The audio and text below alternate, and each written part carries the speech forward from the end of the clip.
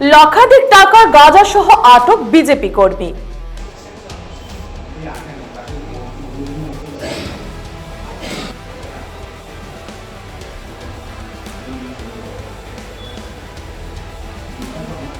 লক্ষাধিক টাকা শুকনো গাঁজা সহ পুলিশের হাতে ধরা পড়লেন বিজেপি দলের এক পৃষ্ঠ প্রমুখ।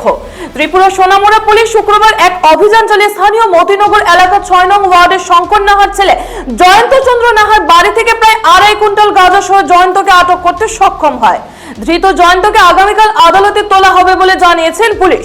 লোকসভা নির্বাচনের প্রাক মুহূর্তে এক বিজেপি কর্মী নিষিদ্ধ গাঁজা সহ ধরা পড়ায় অনেকে শাসক দলের ভাবমূর্তি নিয়ে প্রশ্ন তুলতে শুরু করেছেন। পাথারকান্দি থেকে মলয় কুমার দাসের রিপোর্ট।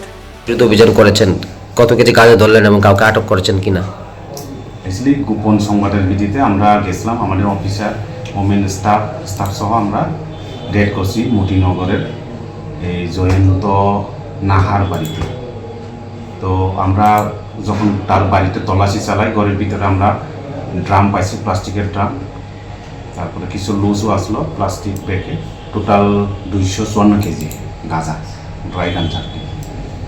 তারপরে আমরা তাদেরকে ডিটেইন করি, যে গৃহস্বামী, তারপরে গাঁজা সহ আমরা থানাতে আইছি, আইএসএর এখন কেস রেজিস্টার করছে অলরেডি, এনডিপিএস অ্যাক্টের মামলা। আসামি ধরছে নাকি? হ্যাঁ, আসামি ডিটেইন করছে না, তাই কালকে কোর্টে তোলা, কালকে কোর্টে চালানো হবো, রিমান্ড পেয়ার হবে।